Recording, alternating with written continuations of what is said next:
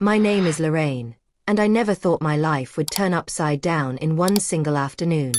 Before I begin, please take a moment to subscribe to this channel, like this video, and turn on the notification bell so you never miss powerful and emotional stories like this one. And please tell me in the comments which country you are watching from, so I know I am not alone here. Now listen closely, because what I am about to tell you still makes my hands shake. The day my husband left me for another woman, he stood in our living room with his suitcase already packed. I remember the sound first. The soft click of the suitcase zipper closing. That sound felt louder than thunder. He did not look at me when he spoke. He just said it. "I'm leaving you." Just like that. No warning. No apology. No tears. I laughed at first.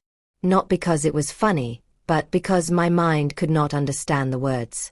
I thought he was joking. Or angry. Or testing me. I said, "Stop it. You're scaring me." That was when he finally looked at me. And his eyes were empty. "I met someone else," he said. "She understands me better." The room started spinning. Another woman. After 23 years of marriage. After all the nights I stayed awake waiting for him. After all the meals I cooked. After all the times I forgave him. He chose her. I asked, "Who is she?" He smiled. And that smile hurt more than his words. "She makes me feel alive," he said. That was when something inside me broke. But what he did not know, what he could never imagine, was that the moment he walked out that door, I decided to do something he never saw coming. Something that would change everything. But I am getting ahead of myself. Let me take you back to the beginning. When I met my husband, I was young and full of hope. He was charming. Everyone liked him. He had a loud laugh and big dreams. He promised me a life of love.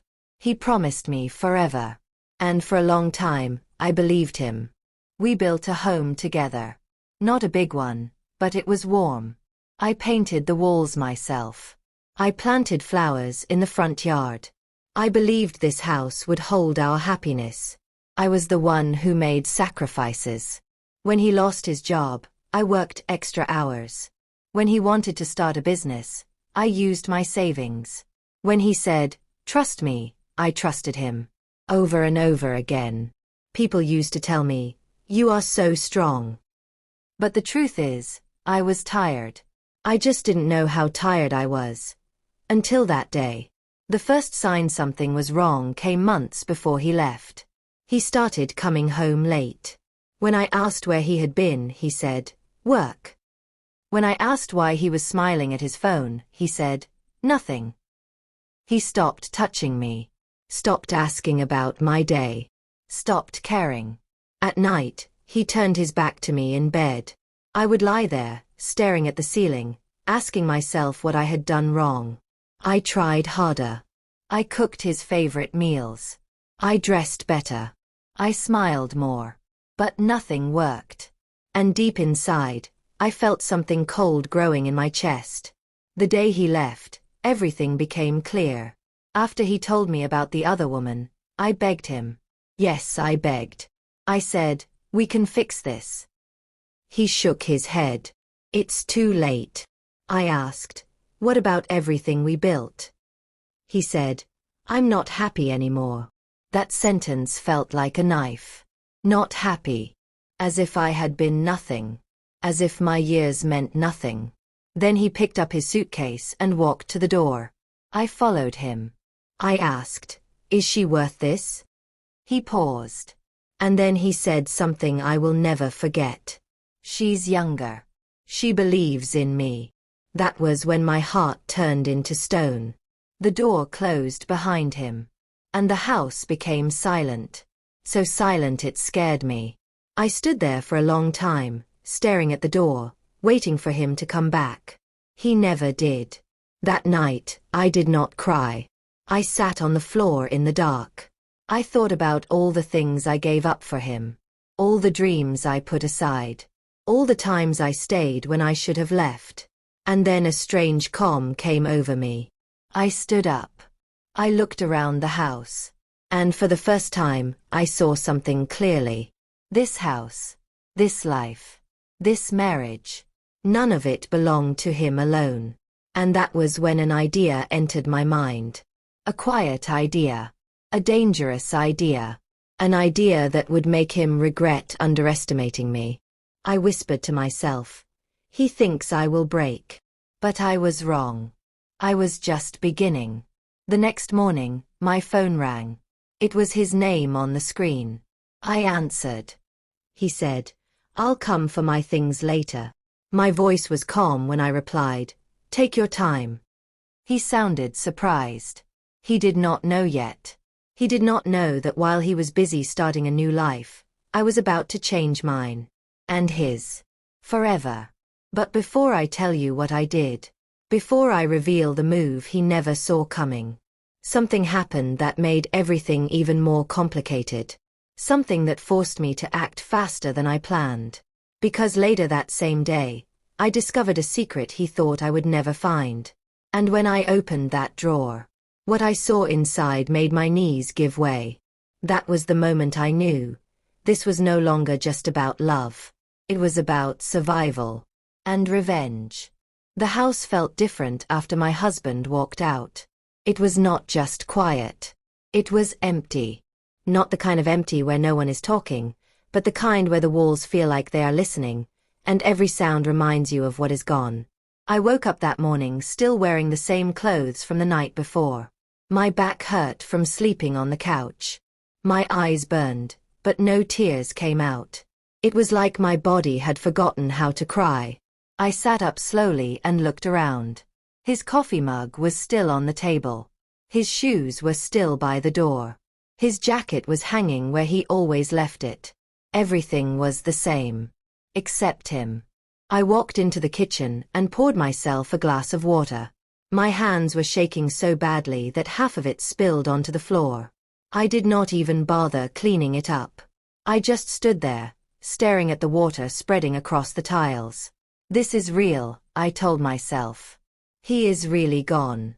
My phone buzzed on the counter. For one small second, my heart jumped. I thought maybe he had changed his mind. But it was not him. It was a message from a neighbor. I heard some shouting last night. Are you okay? I stared at the message for a long time. What was I supposed to say? That my husband left me for another woman? That my life had fallen apart? I typed back, I'm fine. It was a lie. But it was easier than the truth. I decided to clean the house. Not because it was dirty, but because I needed something to do with my hands. I started with the living room. I folded blankets. I straightened pillows. I wiped the table where he had packed his suitcase. Each small task felt heavy, like I was lifting stones instead of dust. When I reached the bedroom, my chest tightened. Our bedroom. The bed was still unmade. His side looked untouched, like he had already moved out in his heart long before he did in his body. I sat on the edge of the bed and picked up his pillow. It still smelled like him. That was when my first tear finally fell. Then another. And another. I pressed the pillow to my face and cried so hard my chest hurt. I cried for the years I gave him. I cried for the woman I used to be. I cried because I still loved him, even after what he did. When the crying stopped, I felt empty again. Cold. I stood up and opened the closet. That was when I saw it. The drawer. The one he always kept locked. I had asked him about it once, years ago. He laughed and said, just boring paperwork. I had believed him.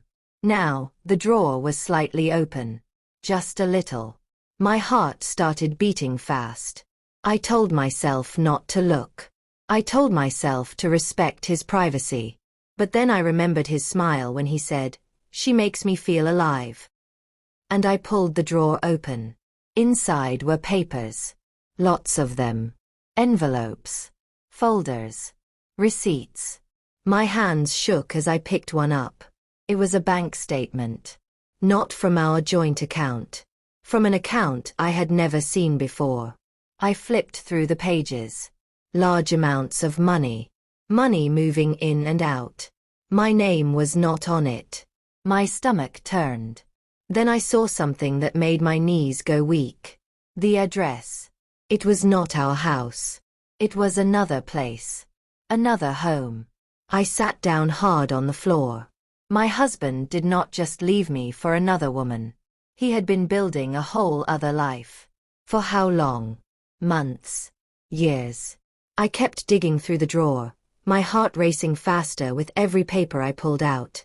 There were hotel receipts, jewelry receipts, expensive dinners, dates I remembered clearly, dates when he told me he was working late. My chest felt tight. I whispered, "All this time." Then I found a folded document at the bottom. It looked important. Legal. I opened it slowly. And that was when my hands went numb.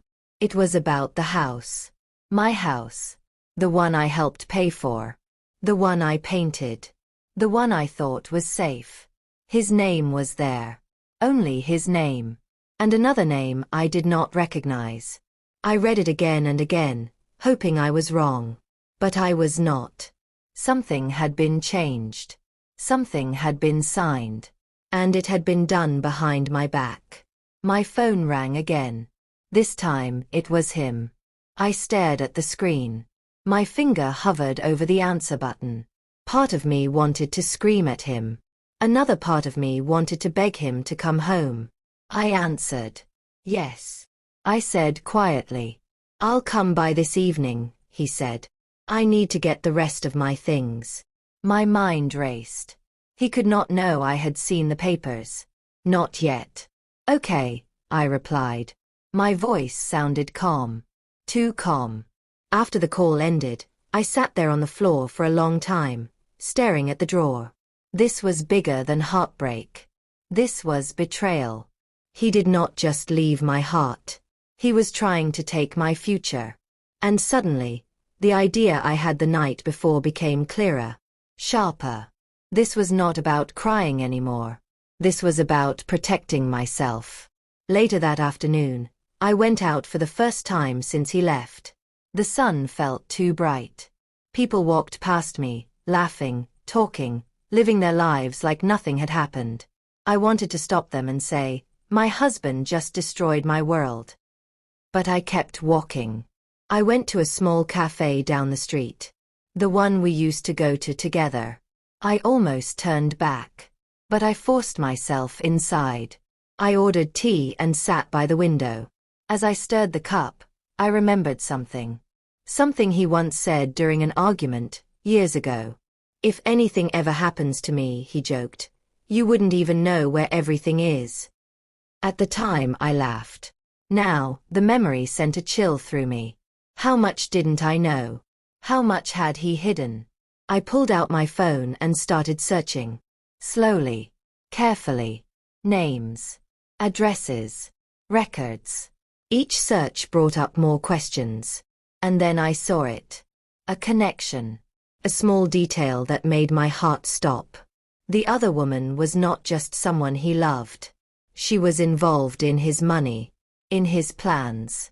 In things he never told me about. I leaned back in my chair, my tea forgotten. So this is what he thought of me, I thought.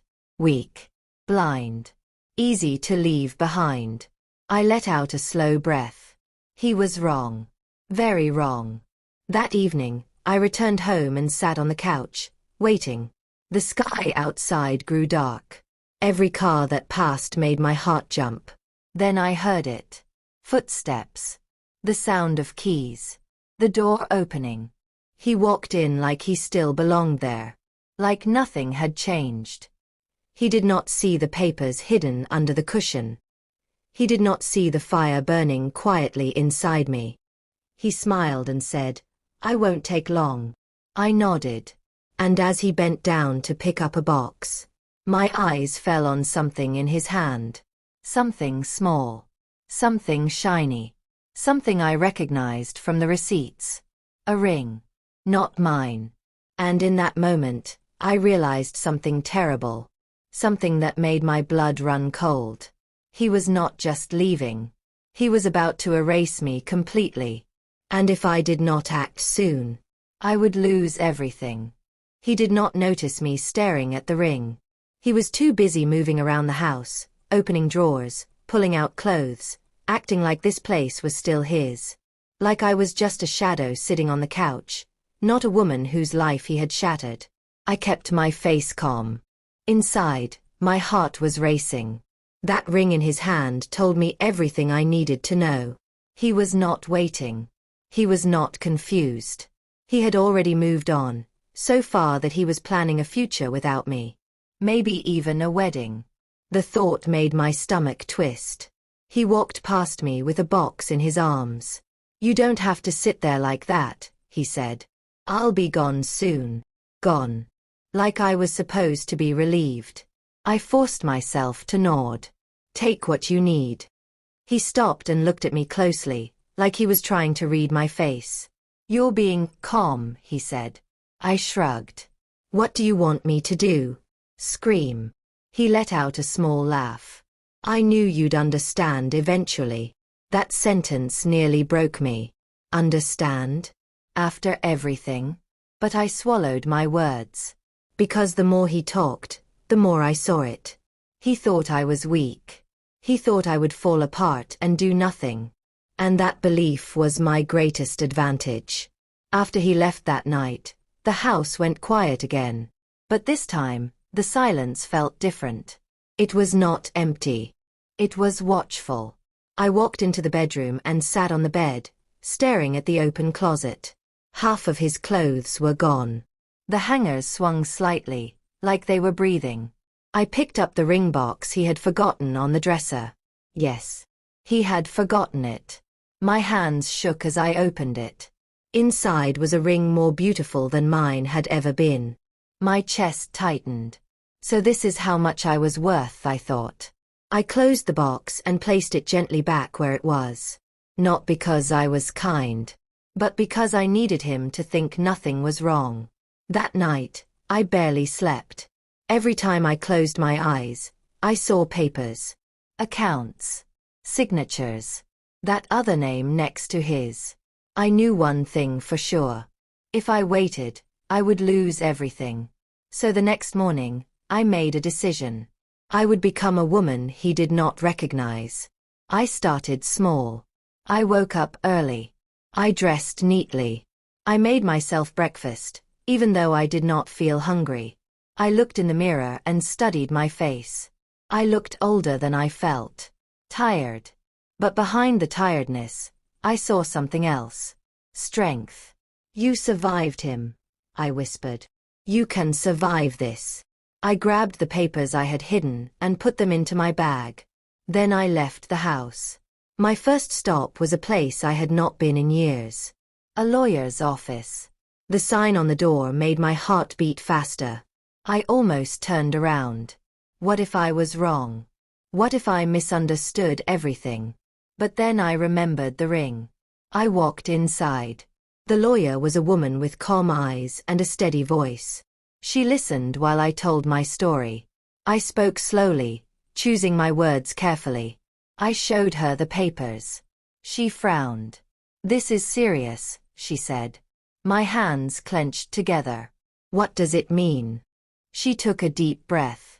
"It means your husband has been moving assets without your knowledge." I swallowed hard. "Can he do that?" "Not legally," she replied. "Not without consequences." A strange feeling washed over me. Relief. For the first time since he left, I felt like I was not completely powerless.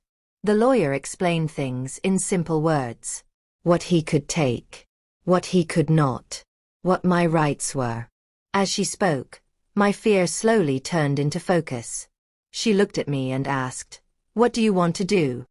I hesitated. Then I said it. "I want to protect myself." She nodded. "Then we act fast." After the meeting, I sat in my car for a long time. The world outside kept moving. Cars passed. People laughed. Life went on. And I realized something. I had been living my life around him for so long that I forgot how to stand on my own. But now I had no choice. That afternoon, I went somewhere unexpected. The bank. I stood in line, my heart pounding. When it was my turn, I asked questions. Simple ones. About accounts. About names. About dates. The answers made my hands sweat. There was more. More money. More movement. More secrets. And the deeper I looked, the clearer it became. This was not just love gone wrong. This was planned. Carefully. Quietly. For a long time. I walked out of the bank with my head high. He thought I was blind. But I was finally seeing. That evening, my phone buzzed. It was a message from him. I'll stop by tomorrow. Still some things left. I stared at the screen. Tomorrow. He had no idea what I had already done. No problem, I replied. My words were short. Neutral. Safe. I placed the phone down and took a deep breath. Then I did something I never thought I would do. I opened my laptop. I searched for the other woman. Her name came up easily. Photos. Smiles. A life he had been living without me. My chest ached. But I kept looking. And then I saw something that made my heart pound. A post. A picture. Her hand. That ring. The same ring. The date was from days ago. Before he even left me. My lips parted in shock. So this was not new. He had already promised her something. I closed the laptop slowly.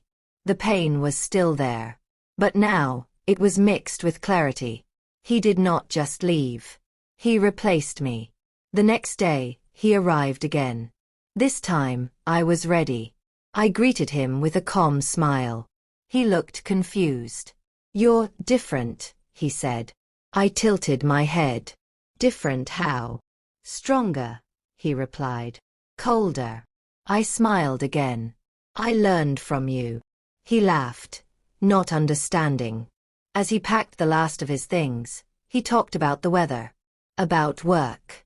About nothing important. Like we were old friends. At one point he stopped and said, "You'll be okay, you know."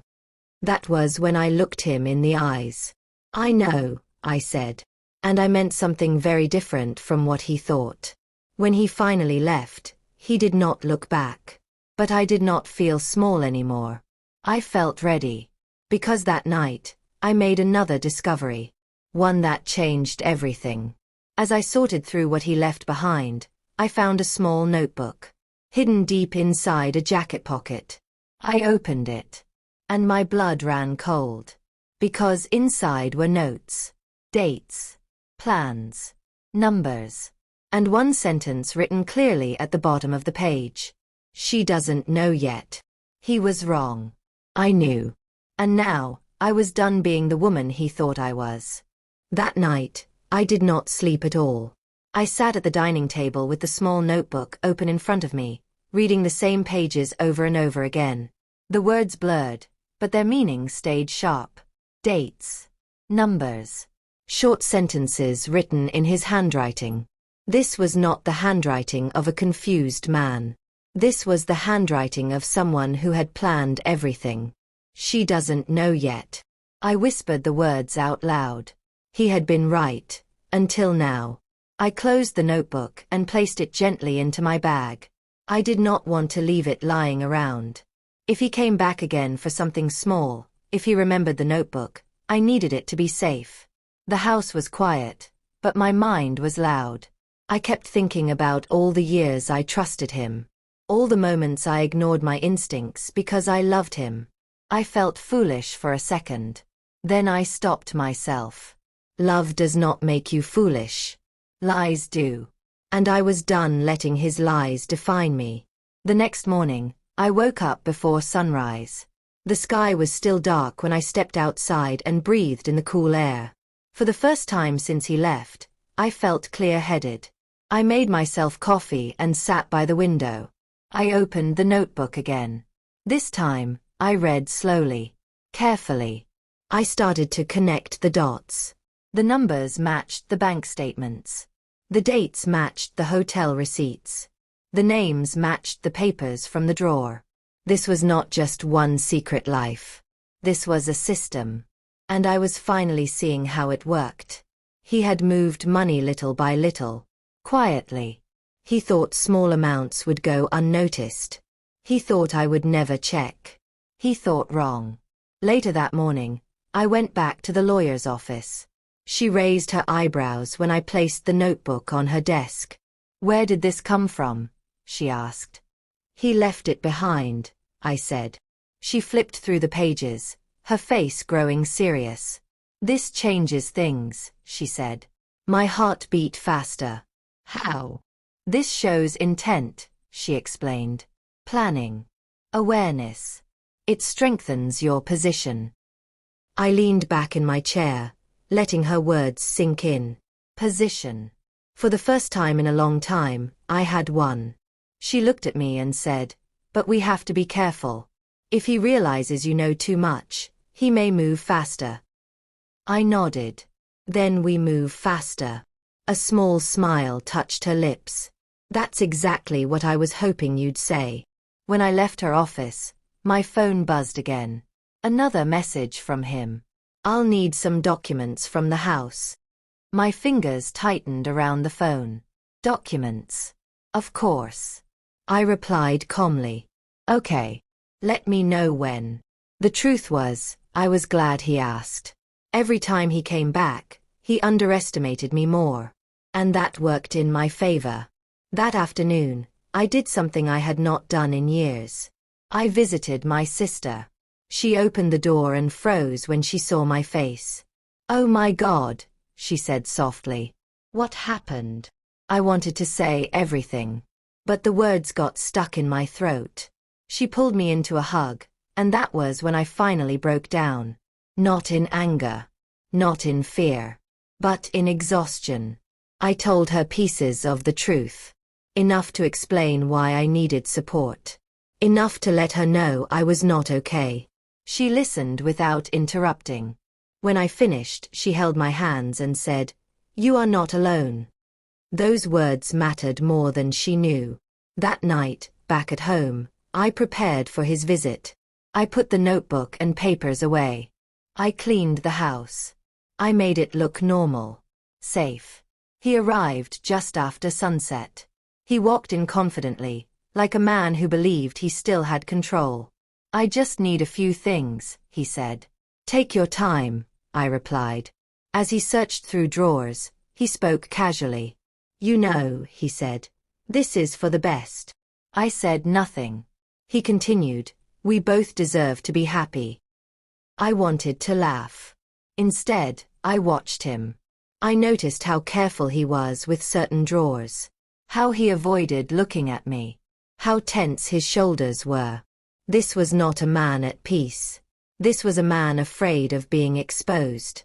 At one point, he paused and looked around. "Have you been through my things?" he asked suddenly. My heart skipped. I met his eyes calmly. "No," I said. "Why would I?" He studied my face. For a long moment, I thought he might see the truth. Then he smiled. "Just wondering." He went back to packing. I turned away slowly, hiding my shaking hands. That was close. Very close. After he left, I locked the door and leaned against it. I let out a long breath. This was becoming dangerous. Not physically, but emotionally. Because every time I saw him, I remembered who I used to be. And I could not afford to become that woman again. So I hardened my heart. Not with hate. With focus. The next few days passed in a strange rhythm. Meetings with the lawyer. Calls with the bank.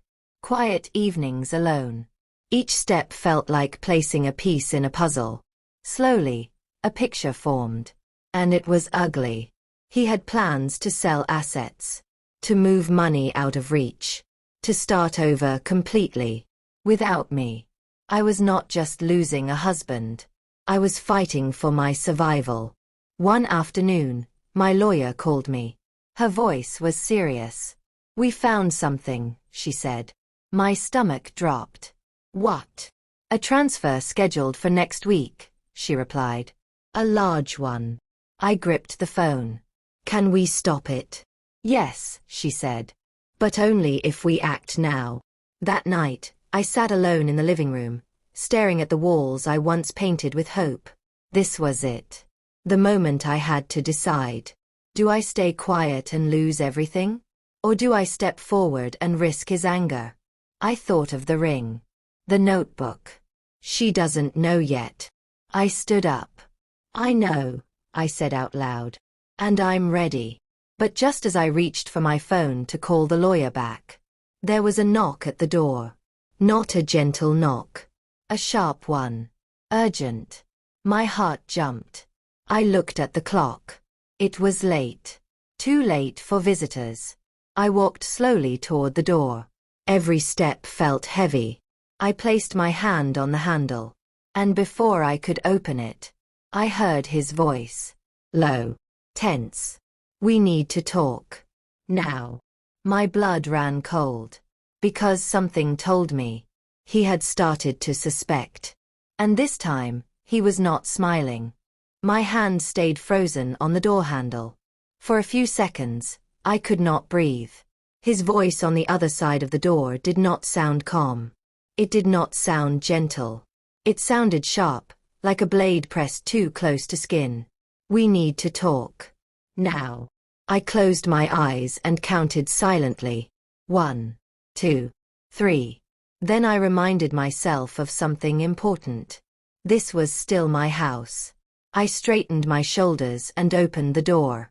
He stood there with his jacket half zipped, his hair messy, his face tight with anger he was trying hard to hide. The porch light cast shadows across his face, making him look like a stranger. "What's wrong?" I asked quietly. He walked past me without waiting for an answer. I closed the door slowly behind him. He turned around suddenly. "Have you been touching my things?" There it was. No greeting. No pretending. My heart thudded, but my face stayed calm. "No," I said. "Why?" He stared at me like he was searching for cracks. "Something's missing," he said. I shrugged. "Maybe you already took it." His jaw tightened. He walked into the living room and stood in the middle, breathing hard, like a man trying not to explode. "You've been acting strange," he said. "Too calm. Too quiet." I folded my arms. "You left me. How do you expect me to act?" For a moment, something flickered in his eyes. Guilt. Then it was gone. "I just need the truth," he said. I stepped closer. "So do I." The words hung between us. Heavy. Dangerous. He started pacing. "I know you found something," he said. "I can feel it." I kept my voice steady. "You're imagining things." He stopped and looked at me sharply. "Don't lie to me." I almost laughed. The man who had lied to me for years was asking for honesty. "I'm tired," I said. "If you came here to accuse me, you should leave." His hands clenched into fists.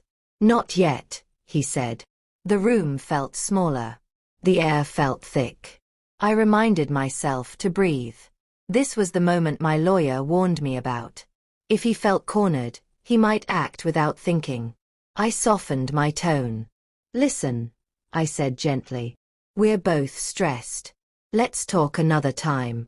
He searched my face again. Then, slowly, his shoulders dropped. "Maybe you're right," he said. "I've just had a long day." I nodded. Inside, my heart was racing. He sat down on the couch like he used to. Like nothing had changed. "You know," he said, rubbing his face, "I never meant to hurt you." That sentence hit me harder than his anger. I said nothing. He continued. "Things just happened." I thought of the notebook. The plans. The transfers. Things do not just happen like that. But I stayed quiet. He leaned forward, his elbows on his knees. "She doesn't understand me the way you do," he said suddenly. I looked at him in shock. What? I whispered. She's exciting, he said. But you know me. The nerve of him. He was sitting in my house, after leaving me for another woman, asking for comfort. Something inside me shifted. Not anger. Clarity. You made your choice, I said firmly. You should stand by it. He looked surprised. Then annoyed. You're acting like I'm the bad guy, he said. I held his gaze. Aren't you? Silence filled the room. For a moment, I thought he might shout. Instead, he stood up abruptly. I came for one thing, he said. A folder. Blue. Important. My heart skipped. The folder. I knew exactly what he meant. I shook my head. I haven't seen it. He stared at me hard. Then he nodded slowly. Okay. But his eyes told a different story. He moved toward the hallway. Toward the bedroom. I stepped in front of him. You said you took everything already, I said. His face darkened. Move, he said. This is still my home, I replied. We stood there, inches apart. My heart pounded so loud I thought he could hear it. For a second, I saw something dangerous in his eyes. Then, just as quickly, he stepped back. Fine, he said. I'll look another time. He grabbed his jacket and headed for the door. Before leaving, he turned around. If you find that folder, he said quietly, call me. I forced a small smile. If I see it. The door slammed shut behind him. The moment he was gone, my knees gave way. I slid down the wall and sat on the floor, shaking. That was close. Too close. I stayed there until my breathing slowed. Then I stood up. I locked every door. Every window. And then I went to the bedroom and pulled the folder out from where I had hidden it. The blue folder. The one he was desperate to get back. I opened it with trembling hands. Inside were documents that made my chest tighten. Property papers. Contracts. Plans to sell. Plans to move everything. Without me. And at the very bottom. A handwritten note. If she asks questions, delay. Final transfer by Friday. Friday. That was only days away. My phone slipped from my hand and hit the bed. This was no longer slow. This was urgent. I called my lawyer immediately. She answered on the second ring. He came here, I said, my voice shaking. He's looking for something. She was silent for a moment. Then he knows time is running out, she said. What do I do? I asked. Tomorrow morning, she replied. We file. My stomach dropped. File for what? Everything, she said firmly. Protection. Freezing assets. Full disclosure. I swallowed hard. Once we did that, there was no going back. He would know. He would be furious. But if I waited, I would lose everything. I'm ready, I said. Good, she replied. Because there's something else. My chest tightened. What? We found another name connected to the transfers, she said. Not just hers. My heart skipped. Who? I asked. She paused. Someone you know. The line went quiet. Who? I whispered. She said the name. And my world tilted. Because it was the last name I ever expected to hear. Someone I trusted. Someone close. Someone who had smiled at me while helping him destroy my life. I dropped the phone. And in that moment, I realized the truth was far darker than I imagined. The betrayal was not just from my husband. It was coming from inside my own circle. I picked the phone up slowly. My hands felt weak. My heart felt like it was beating outside my chest. The name my lawyer had said kept repeating in my head again and again, like a broken song. Someone I knew. Someone I trusted. Someone who had sat in my living room, smiled at me, and asked how I was coping after my husband left. I sank onto the couch. The room felt like it was spinning. How long? I whispered to myself. How long had they been working together? How long had I been the only one who did not know? I pressed my palms against my eyes, trying to stop the tears that were finally coming. But they came anyway. Hot, heavy, painful. This hurt more than my husband leaving. Because this betrayal came from someone I never suspected. The next morning, I woke up with a headache and a tight chest. I barely slept. Every time I closed my eyes, memories played in my head. Small moments. Little conversations. Things that suddenly felt wrong. A smile that lasted too long. A question that felt unnecessary. A visit that now felt planned. I sat up in bed and whispered. I was blind. But then I corrected myself. No. I trusted. There was a difference. I got dressed carefully. Simple clothes. Neutral colors. I needed to look calm. Normal. Today was important. I had an early meeting with my lawyer. As I drove, my phone buzzed. A message. From the same person. The one whose name still made my stomach turn. Just checking on you. Hope you're okay. I stared at the screen. The words looked innocent. Caring. But now I saw them for what they were. Fishing. Watching. I typed back slowly. I'm okay. Just taking things one day at a time. I pressed send. Then I turned the phone face down. At the lawyer's office, everything felt serious. The air. The quiet voices.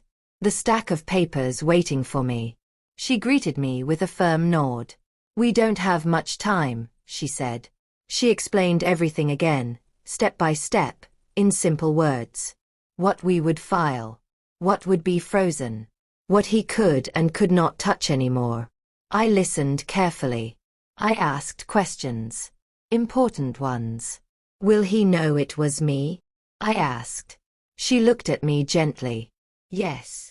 I swallowed hard. When? I asked. As soon as the papers are filed, she replied. My heart beat faster. This was it. Once I signed, there was no pretending anymore. No playing weak. No acting calm. This would expose everything. I took the pen. My hand trembled. I thought of the ring. The notebook. The blue folder. The name she told me. I signed. When I walked out of the office, the sun felt too bright again. My phone buzzed. This time, it was my husband. I did not answer. It rang again. And again. Finally, a message came through.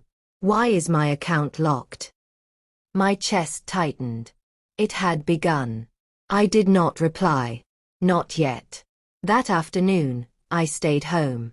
I closed the curtains. I locked the doors. I needed time to think. To breathe. To prepare. My phone kept buzzing. Calls. Messages. From him. From the other woman. And then. From the person who betrayed me. My hands shook as I read it. Did you do something? He's upset.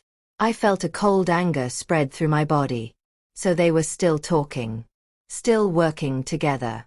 I typed one word. No. Then I placed the phone down and walked away. An hour later, there was a knock at the door. Not loud. Not angry. Soft. Careful. I peeked through the window. It was them. The person I trusted. Standing there with a worried face. Like a friend. Like someone who cared. I opened the door just a little. Yes. I asked. I was worried, they said. He's calling everyone. I tilted my head. About what? They didn't say. They replied quickly. Too quickly. I nodded slowly. Come in, I said. They stepped inside and looked around nervously. You seem calm, they said. I smiled. I've had a lot of practice. They laughed softly. Then they lowered their voice. Did you find anything? Any papers? There it was. The question that confirmed everything. My smile stayed in place. No, I said. Why? They hesitated. Oh, no reason, they replied. Just thought I'd ask. I looked them straight in the eyes. Why are you really here? I asked. Their smile faded. Just for a second. But it was enough. I just don't want things to get messy, they said. I nodded. They already are, I replied. The room went quiet. I could feel the truth pressing between us. Heavy. Uncomfortable. They cleared their throat. Well, they said, let me know if you need anything. I walked them to the door. As they stepped outside, they turned and said something that made my blood run cold. He didn't mean for you to get hurt. I closed the door slowly. He. They said he. Not your husband. Not him. He. Like a partner. Like a team. That evening, my husband finally showed up. This time, he did not knock. He banged on the door. Open up, he shouted. My heart raced, but I stood my ground. I opened the door enough to face him. His face was red. Angry. Panicked. What did you do? He demanded. I protected myself, I replied. You had no right, he yelled. I laughed softly. You gave up your right when you lied to me, I said. He stepped closer. You think you're smart, he said. You have no idea who you're dealing with. I looked him straight in the eyes. I do now, I said. For a moment, I thought he might push past me. But then he stopped. He lowered his voice. You should be careful, he whispered. People get hurt when they ask too many questions. A chill ran down my spine. Was that a threat? Before I could respond, he turned and walked away. That night, I did not sleep. Not because I was afraid, but because I was thinking. Connecting everything. The timing. The money. The people. This was bigger than I thought. Much bigger. And then my phone buzzed one last time. A message from an unknown number. You should stop before this goes too far. My hands went cold. I stared at the screen. Because now I understood something terrifying. This was no longer just a divorce. It was a warning. And whatever I had uncovered, someone was scared. I read the message again. And again. You should stop before this goes too far. There was no name. No number I recognized. Just those words. For the first time since this all began, fear settled deep in my stomach. Not sharp, not loud, but heavy. The kind of fear that makes you realize you have stepped into something much bigger than heartbreak. This was no longer just about a man who left his wife. This was about secrets that did not want to be seen. I locked my phone and sat very still. The house felt different again. Not empty. Not quiet. But watched. I checked every lock. Every window. I pulled the curtains tight and turned off the lights, leaving only a small lamp in the corner of the living room. I sat there, listening. Every sound felt louder than it should have been. A car passing outside. A dog barking far away. The hum of the refrigerator. I told myself to breathe. I told myself not to panic. Fear was exactly what they wanted. And I refused to give it to them. The next morning, I woke up early with a headache and a dry throat. I barely remembered falling asleep. The message from the unknown number was still there when I checked my phone. No follow-up. No explanation. Just silence. I took a shower and stood under the water longer than usual, letting it run over my face. You're not weak, I whispered to myself. You're not wrong. I repeated it until my hands stopped shaking. After breakfast, I called my lawyer. Her voice was calm, but serious. You did the right thing calling, she said after I told her about the message. Should I be scared? I asked quietly. She paused. You should be careful. That was not comforting. She explained that once money gets frozen and plans fall apart, people panic. And when people panic, she said, they make mistakes. I swallowed hard. What do I do now? For now, she said, document everything. Messages, calls, times. Do not confront anyone alone. And if you feel unsafe, call the authorities. The word authorities made everything feel more real, more dangerous. I agreed and hung up. Later that afternoon, I received a call I did not expect. It was the other woman. My heart dropped when I saw her name on the screen. I almost ignored it. But then I answered. Hello, I said. Her voice was sweet. Too sweet. I just wanted to talk, she said. Woman to woman. I closed my eyes. What about? I asked. There was a pause. Then she sighed dramatically. I didn't want things to get this ugly, she said. Ugly. As if this was a misunderstanding. You didn't mind when you were sleeping with my husband, I replied calmly. She gasped softly. That's not fair. I almost laughed. What do you want? I asked. She lowered her voice. He's under a lot of pressure right now. Accounts are frozen. Plans are falling apart. I leaned back on the couch. So you called me to complain? I asked. No, she said quickly. I called to ask you to stop. There it was. My heart beat faster. Stop what? I asked. Whatever you did, she said. This doesn't have to go any further. I said nothing. She continued. You'll still be okay. You don't need all of this stress. The way she said it made my skin crawl. Like she was offering me pity. Or a deal. You're asking me to give up what's mine, I said slowly. She hesitated. I'm asking you to let go, she said. I smiled, even though she couldn't see it. No, I replied. Her tone changed instantly. Cold. Be careful, she said. You don't know everything. The call ended. My hands were shaking now. So it was true. They were scared. Not angry. Scared. That realization gave me strength. That evening, I decided to do something risky. Something my lawyer told me not to do yet. I went to see the person who betrayed me. The one from my own circle. I needed to look them in the eye. They opened the door with a surprised smile. Oh, I wasn't expecting you. I know, I said. I stepped inside. We sat across from each other in their living room. The air was thick with tension. I got a strange message, I said casually. From an unknown number. Their eyes flickered. Just for a second. What did it say? They asked. I watched their face carefully. I repeated the message.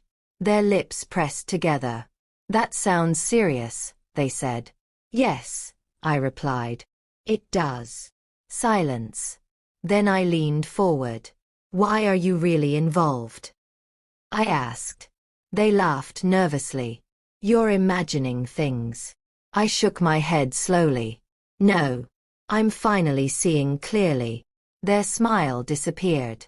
You should let this go, they said quietly. There it was again. That same sentence. Different mouth. Same warning. I stood up. You chose the wrong side, I said. Their face hardened. Be careful, they replied. You're not as protected as you think. I left without another word. That night I felt it. A shift. Like I had crossed a line. The warnings were no longer subtle. They were coming from everywhere. Different voices. Same message. Stop. I sat in my bedroom, staring at the blue folder and the notebook spread out on the bed. These papers were dangerous. But they were also my shield. As long as I had them, I had leverage. Just before midnight, my phone buzzed again. Another unknown number. This time, it was a picture. My front yard. Taken from across the street. My blood ran cold. A second message followed. We know where you are. I dropped the phone. My heart pounded so hard it hurt.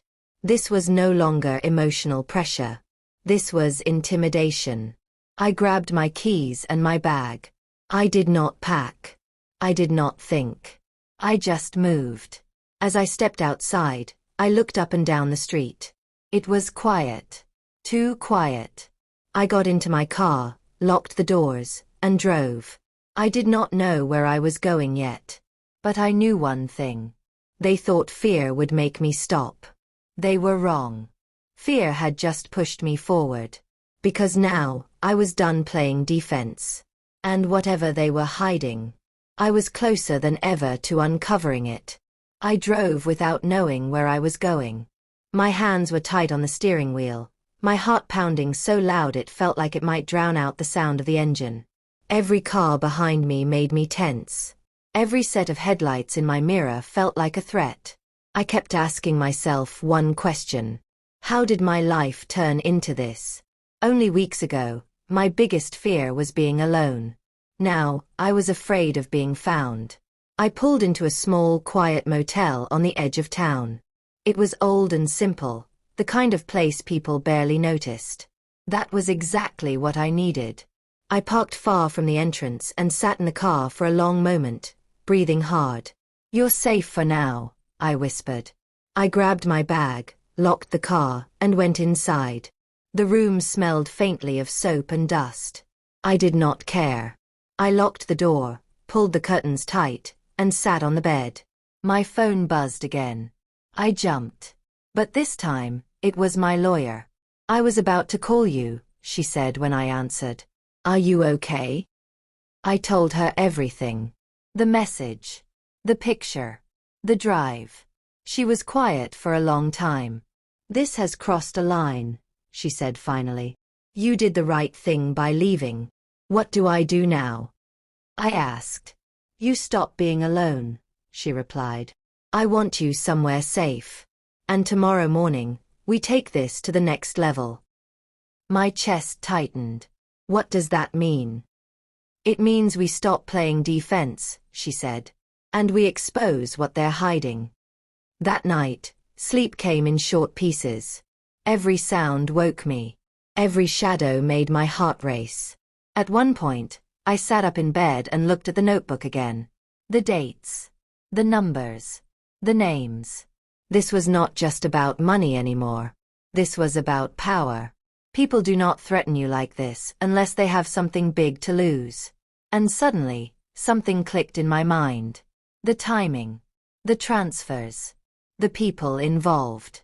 There was a pattern. A familiar one. I grabbed my phone and searched quietly. Company records. Business names. Old news articles. And then I saw it. A small headline from years ago. A failed deal. A quiet investigation that went nowhere. The names matched. My heart started racing again. This was bigger than a secret affair. Bigger than hidden accounts. This was about something they thought was buried. And somehow, my husband was right in the middle of it. The next morning, I met my lawyer in person. She looked tired but focused. "We found connections," she said. "You were right to be scared." I swallowed. "How bad is it?" She leaned forward. "Bad enough that they don't want daylight." She explained carefully, using simple words. There were deals made quietly. Money moved to places it should not have gone. Names used to hide real owners. And my husband. He was not the boss. He was the middle. The perfect position. Close enough to know everything. Far enough to blame someone else. "And the other woman?" I asked. "She's involved too," my lawyer said. "Not just emotionally." My stomach turned. Everything made sense now. The fear. The threats. The rush. They were not afraid of me. They were afraid of what I knew. Later that day, something unexpected happened. I got a call from my husband's number. I hesitated. Then I answered. His voice was different. Not angry. Not confident. Shaken. "We need to talk," he said. I laughed softly. "Funny. You said that before." "This is serious," he said. "You're in danger." I felt a cold calm settle over me. So now you care? I asked. Please, he said. You don't understand what you're mixed up in. I closed my eyes. I understand enough, I replied. You lied to me. You used me. And now you're scared. He was quiet. Then he said something that made my blood run cold. They won't stop, he said. Even I can't stop them now. I tightened my grip on the phone. Then maybe you should have thought about that before, I said. He lowered his voice. If you walk away now, we can fix this. Fix this. The words felt empty. You mean if I stay quiet? I said. Yes, he whispered. I smiled sadly. No, I said. I won't disappear for your comfort. The call ended. That evening, my lawyer came to see me. She brought copies of documents. Real ones. Solid ones. This is enough to protect you, she said. And enough to make them nervous. I looked at the papers. So what happens next? I asked. She met my eyes. Next, they realize you're not alone anymore. Just as she was leaving, my phone buzzed again. Another message. But this one was different. It was not a threat. It was a mistake. A message clearly not meant for me. Did she really leave town? We need to move faster. My heart skipped. They were panicking, rushing, making mistakes. And that was dangerous. For them. I handed the phone to my lawyer. She looked at it and nodded. This, she said quietly, is exactly what we needed. I sat back on the bed, exhausted but clear-headed. They thought leaving my marriage would break me. They thought fear would silence me. They thought wrong. Because now, the truth was no longer hiding. It was shaking. And whatever they were trying to protect, it was about to come crashing down. The message stayed on my screen long after my lawyer left. Did she really leave town? We need to move faster. Those words told me everything. They were no longer calm. They were no longer confident. They were scrambling. And people who scramble make dangerous mistakes. That night, I did not cry. I did not panic. I sat on the edge of the motel bed, holding my phone, thinking carefully. For the first time since my husband left me for another woman, I felt something unexpected. Control. Not over them, but over myself. I knew now that running forever was not the answer. Hiding was not the answer. The truth was the answer. And the truth was finally on my side. Early the next morning, my lawyer called me again. Her voice was low and serious. They're moving money again, she said. Fast. Sloppy. I sat up straight. Can they? They're trying, she replied. But they're leaving trails now. Trails. That word made my heart beat faster. So what happens if they get caught? I asked. She paused. Then everything they've been protecting collapses. I closed my eyes. This was bigger than revenge. Bigger than heartbreak. This was about accountability. Later that day, I received a call that shook me deeply. It was from someone I had not heard from in years. An old business contact of my husband. Someone who used to visit our house. Someone who once called me family. I need to talk to you, he said nervously. Why now? I asked. Because things are about to explode, he replied. I hesitated. Then I said, talk. He took a deep breath. They're blaming your husband, he said. They're preparing to let him take the fall. My chest tightened. So he was never safe either, I whispered. No, he said. And neither are you, if you stay quiet. I laughed softly. That's the one thing I won't do. The line went silent. Then he said something that made my blood run cold. They didn't think you would fight back. I ended the call with shaking hands. So that was it. I was never supposed to survive this. That afternoon, I finally replied to my husband. One short message. We need to talk. But not alone. The response came almost instantly. What does that mean? It means the truth, I typed back. There was a long pause. Then 3 dots appeared. Then disappeared. Then appeared again. Finally, his reply came. You don't know what you're doing. I stared at the screen. I typed slowly. I know exactly what I'm doing. A few hours later, I met my lawyer again. This time, she brought someone with her. A serious-looking man who barely smiled. She introduced him carefully. He's here to help make sure you're protected. Protected. The word felt heavy. Real. We went through everything again. The notebook. The blue folder. The threats. The messages. The pictures. The accidental text. Each piece added weight. This is enough, the man said finally. Enough to move forward. My heart pounded. Move forward how? I asked. He looked at me closely. Publicly. The word hit me like a wave. Public. Visible. Impossible to erase. My mouth went dry. Once this happened, there would be no turning back. No quiet ending. No private healing. But I also knew something else. If I stayed silent, someone else would get hurt. And I would never forgive myself. I'm ready, I said. That night, my husband called me again. This time, his voice cracked. Please, he said. Just tell me what you want. I thought about the years I gave him. The lies. The betrayal. The fear. I want the truth, I said. Out in the open. He whispered. They won't forgive you. I replied calmly. I'm not asking for forgiveness. Silence. Then he said something that shocked me. If this comes out, he said, they'll destroy everything. I closed my eyes. They already destroyed my marriage, I said. They don't get my silence too. The call ended. Late that night, as I lay awake in the motel room, my phone buzzed one last time. A notification. Not a message. An alert. A financial alert. A transfer attempt blocked. My heart jumped. I refreshed the screen.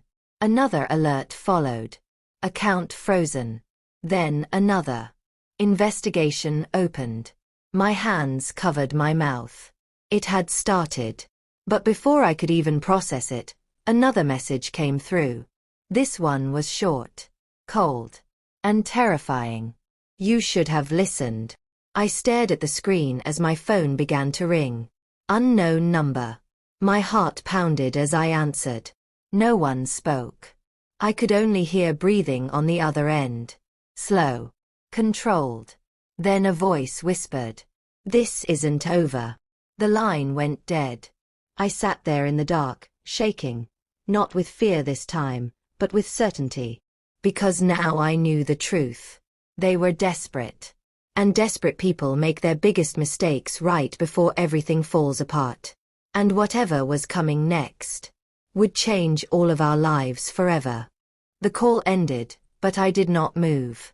I sat there in the dark motel room, holding my phone like it was the only solid thing left in my world. This isn't over. Those words echoed in my head. For a long time, I just breathed. Slow. Deep. I realized something important in that moment. They were right. It wasn't over. But not in the way they thought. The next morning, everything moved fast. Too fast. My lawyer called me before the sun was fully up. It's happening, she said. Multiple accounts are frozen. Investigators are involved now. Officially. I sat up in bed, my heart pounding. So, it's real? I asked. Yes, she replied. And you're protected. Protected. For the first time in weeks, that word did not feel empty. She explained that once the investigation started, everything changed. The threats stopped being private. The lies stopped being quiet. People who had power yesterday were suddenly nervous today. And my husband. He was no longer calling. No messages. No warnings. Just silence. The kind of silence that comes when someone realizes they have lost control. Later that day, I agreed to something I never thought I would agree to. I told my story. Not to the world yet. But to the right people. I sat in a plain room, across from serious faces, and answered questions. Simple ones. Hard ones. Painful ones. I told them how my husband left me for another woman. How I found the papers. The notebook. The folder. The threats. The messages. I did not exaggerate. I did not scream. I just told the truth. And the truth was enough. That evening, my lawyer came to see me with a calm smile. "They can't touch you now," she said. I let out a breath I felt like I had been holding for months. "What about him?" I asked quietly. She paused. "Your husband has been questioned," she said. "And others too." Others. The word felt heavy. "What happens next?" I asked. "Now," she said, "they answer for their choices." I finally went back home 2 days later. The house looked the same. But it felt different. Lighter. Safer. I walked through each room slowly. The living room where he packed his suitcase. The bedroom where I cried into his pillow. The drawer where everything began. I opened the window and let fresh air in. Then I sat down at the kitchen table. My phone buzzed. A message. From my husband. I stared at his name for a long time before opening it. "I never thought you would fight back." That was all it said. I typed one sentence. "I never thought I would have to." I did not wait for a reply. I blocked the number. Weeks passed. Then months. The story spread quietly, then loudly. Deals collapsed. Names came out. People who once walked proudly now avoided the light. And me. I found myself again. Not the woman who begged.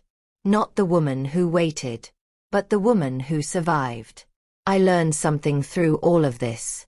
When my husband left me for another woman, he thought I would disappear. He thought I would stay silent. He thought I was too weak to stand up for myself. But what he never saw coming was that losing him would force me to find myself. And once I did, I became unstoppable. If you are listening to this story right now and you feel small, if someone has made you feel powerless, if you think staying quiet is the only way to survive, please hear this. Your voice matters. Your truth matters. And sometimes, the worst betrayal becomes the moment you finally rise. If this story moved you, please like this video. Subscribe to the channel for more emotional and powerful stories. Turn on the notification bell so you never miss the next one. And comment below where you are watching from. I want to know you are here with me. Because this channel is not just about stories. It is about strength. And this was my story.